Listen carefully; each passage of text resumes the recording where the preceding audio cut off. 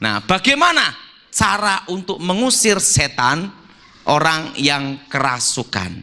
Perlu saudara tahu bahwa setan tidak boleh mati. Kalau langsung diusir, demi nama Yesus, keluar, langsung pindah ke sini. Keluar, pindah ke sini. Akhirnya berminggu-minggu melayani setan pindah. Nah, ada yang juga dalam pengusiran setan, mata harus terbuka, jangan tertutup. Dan ingat, orang kerasukan itu 10 kali lipat melebihi manusia biasa. Jadi kalau kerasukan harus ada tekniknya. Bagaimana tekniknya? Ingat, setan tidak boleh mati. Ingat, Alkitab berkata, apa yang kau ikat di bumi terikat di surga. Apa yang kau lepas di bumi terlepas di kata-kata kuasa. Waktu ada orang kerasukan pakai sabit, pertama, ini saya semua, nama Tuhan Yesus kami ikat. Kenapa diikat? Untuk membatasi manifestasi. Kalau tidak diikat dulu, ini semua bisa hancur, ini alat musik. Makanya dalam pengusiran setan, dalam nama Yesus kami hancurkan, patahkan, hancurkan. Kenapa dipatahkan, dihancurkan? Ingat, setan tidak boleh mati. Kalau langsung diusir gini, langsung dia punya kemampuan pindah seketika. Kami ikat, kami patahkan, kami baru kami usir keluar. Nah, setan keluar. Dan dalam pengusiran setan, jangan tanya-tanya setan. Dalam nama Yesus, siapa namamu? Liang, setan Tiongkok. Demi nama Yesus, siapa namamu? Paijo, setan Indonesia. Setan tuh kenipu, kenapa ditanyain? Waktu Yesus ada di Gerasa, siapa kamu? Legion. Arti legion itu banyak, 2000 sampai 4000. Keluar, pindah ke babi. Kenapa pindah ke babi, tidak ke ayam? Karena di situ yang ada babi ya.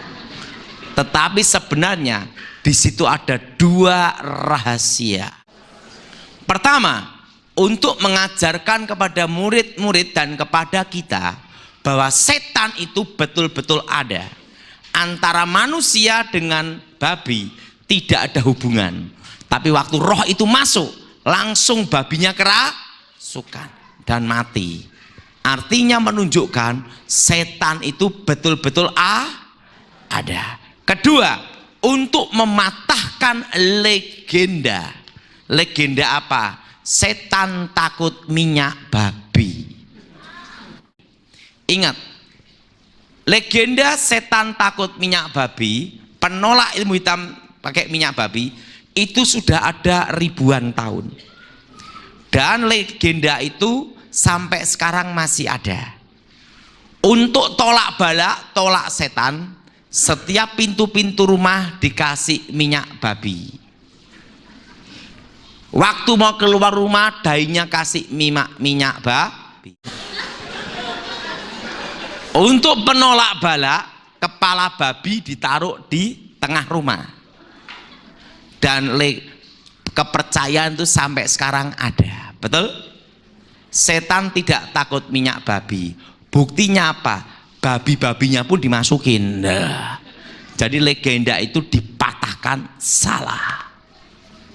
Jelas? Mengusir setan dalam nama Yesus, setan betul-betul keluar. Tidak ada kompromi. Pak, apa bedanya yang dilakukan bomoh? Yesus berkata, kalau setan melawan dirinya sendiri, setan mengusir setan, bagaimana kerajaannya bertahan? Betul? Kalau setan mengusir setan, bagaimana kerajaannya bertahan?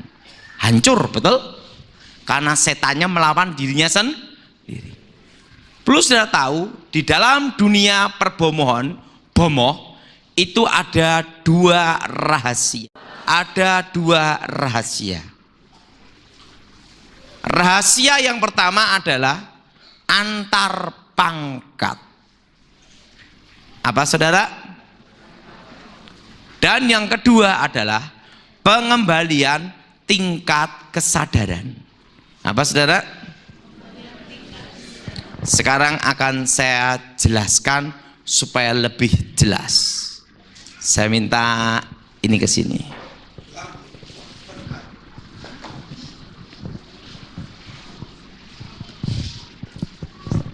Sekarang kerasukan gini. Tidak pandai melakukan. Lalu gini. Langsung dipanggil bomoh. Nah, saya minta yang jadi bomohnya ini dulu.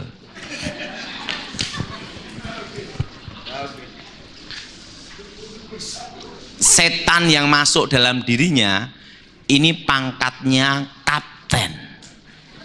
Ingat, dalam dunia setan ada ini pangkatnya apa? Kapten. Nah, bomoh ini setannya pangkatnya sersan.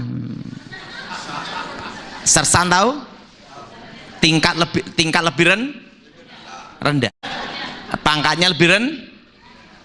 Siapa kamu?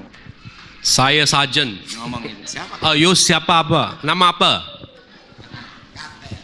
Captain. You siapa? You siapa? Ini pangkat lebih rendah. Saya Sarjan. Bomohnya sendiri yang kerasukan. Makanya sering kejadian bomohnya kerasukan. Setelah itu dipanggil lah. Sini dulu, gini lagi. Gini. Dipanggil lah ini, sini. Saya selalu cari contoh yang cocok.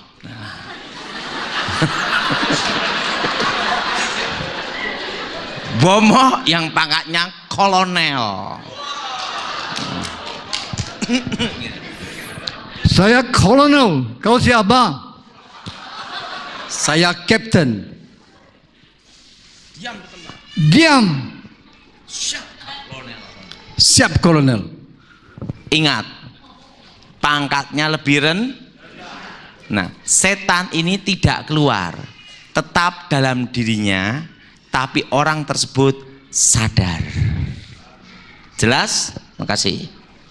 Nah, ini yang pertama. Yang kedua, yang namanya pengembalian tingkat kesadaran.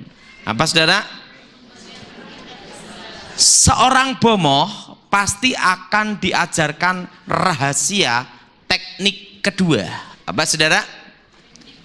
Nah, sekarang akan saya beritahu rahasianya. Saya minta sini. Perlu sudah tahu, orang kerasukan itu sama dengan orang pingsan, atau sama dengan orang yang tertidur tapi ngigau. Coba sekarang gini. Ingat, pertama seorang bomoh lakukan, dia ambil air dulu. Vitamin lengkap. Langsung perhatiin. Waktu gini-gini, langsung ini diminumkan. Ingat, orang kalau pingsan, kena air di mulutnya, sadar. Jelas? Setannya keluar tidak? Tidak. Tapi orang tersebut kembali dalam tingkat Makanya orang kalau ada orang kerasukan, bomoh ambil air sama garam, kenakan bagian hidungnya. Air dan garam kena hidung, langsung setannya keluar tidak? Tidak. Makanya kalau ada orang kerasukan, seorang bomoh pegang ini. Coba pegang ini. Ini untuk mengembalikan tingkat kesadaran. Nah, atau bagian sini dikasih minyak diginiin. Enak betul. Untuk apa? Merangsang saraf ini untuk mengembalikan tingkat Coba semua pegang bagian sini. Ini. Kalau ada orang kerasukan, ini diginiin. Untuk mengembalikan tingkat coba semua pegang bagian sini. Ini untuk mengembalikan tingkat apa? Atau urat nadi. Atau bagian sini. Atau bagian jempol kaki. Namanya apa di sini? Ibu jari. Ibu jari. Ibu jari. Kaki, ibu Ya. jari kaki, Ya. pegang gini. Maka akan sadar. Apakah setannya keluar? Tapi orang tersebut kembali dalam tingkat saudara tahu lada, sahang? Lada tahu lada? Lada. Cili. Pepper. Kalau ada orang kerasukan, kasih pepper hidungnya. Sadar dah. Nah, sekarang akan saya beritahu rahasianya. Orang yang kebal senjata, tahu kebal? Ditembak enggak apa-apa, dibacok apa, dibom enggak apa-apa, kebal senjata. Itu mudah. Maaf. Ininya ditenggelamkan dalam air. Waktu tenggelam dalam air di hidungnya, ingat orang kebal itu kerasukan juga. Waktu dia hidungnya tenggelam dalam air gini, dia kembali dalam tingkat langsung jedor, selesai. Itu untuk eksekusi ilmu kebal. Makanya orang punya ilmu kebal, sekebal apapun, tenggelamkan dalam air. 1 hari 1 malam pasti mati. Tidak percaya, coba sendiri. Orang boleh punya ilmu perbomoan hebat apapun, tenggelam dalam air, ini kena air, kembali dalam tingkat kekuatan gaibnya tidak berfungsi, tidak aktif. Kenapa tidak aktif? Kembali dalam tingkat kesadaran. Ingat, setan tidak mengusir setan. Kalau setan mengusir setan, hancurlah kerajaan setan. Jelas? Nah, Pak, kalau kasus setan yang ajimat, susuk yang ditanam di dalam badan, tapi ini susuk bomoh ya, ditaruh di sini, di sini atau kaki. Plus dia tahu bahwa semua ilmu gaib, kekuatan gaib itu mengikuti jalur peredaran darah. Apa saudara? Jalur apa? Nah, ada 3 titik di dalam kekuatan gaib kalau orang itu terlibat kuasa setan di dalam diri manusia. Semua pegang bagian sini. Orang belajar meditasi, konsentrasi itu ada di sini.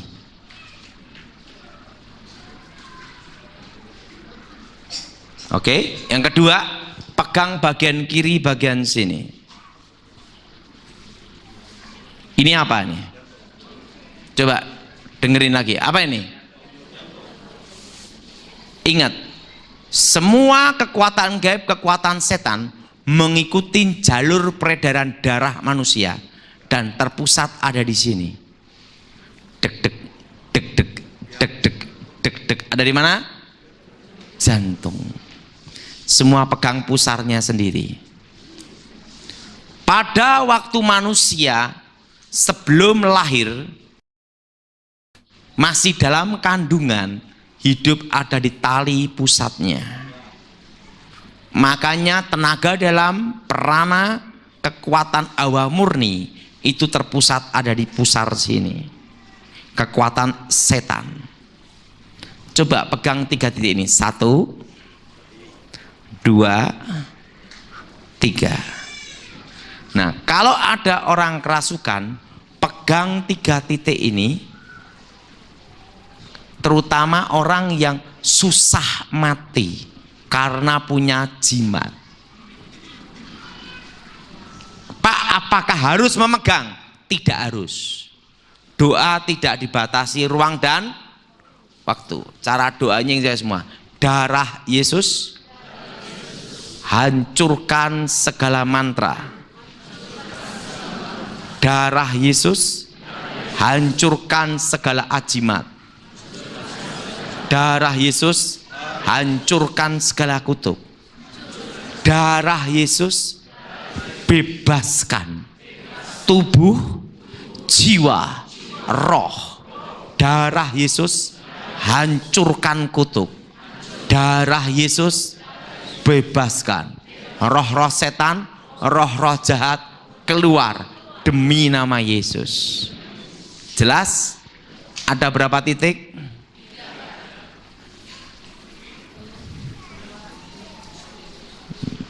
Jelas?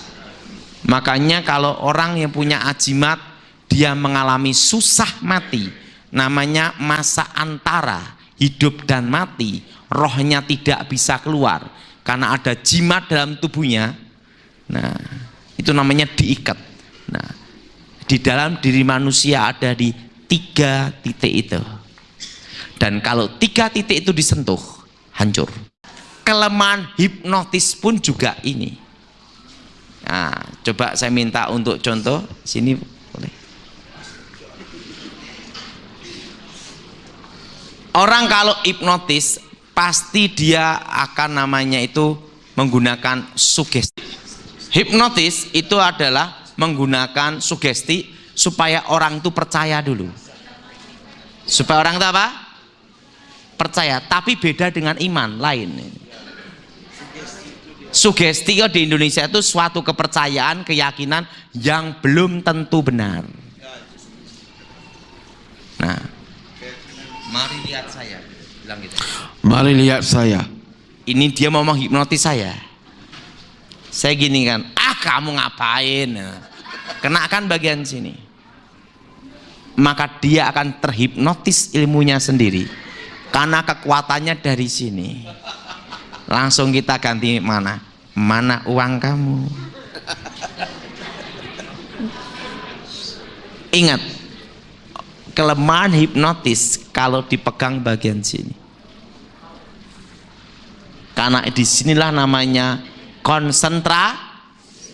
Nah, kelemahan kalau gendam itu ada menawarkan barang dulu. Saya perlu uang ringgit, mau tukar apa boleh? Ngomong boleh. Saya perlu uang ringgit. Boleh. Boleh. Begitu dia ngomong boleh, saya tepuk gini. Kanan kiri sama aja. Bagian sini dekat dengan leher. Leher dekat dengan otak kecil. Alam bawah tidak mungkin ke sini, sarafnya kejauhan. Nah, kalau kelemahan gendam, tepuk sini, balas tepuk. Netral.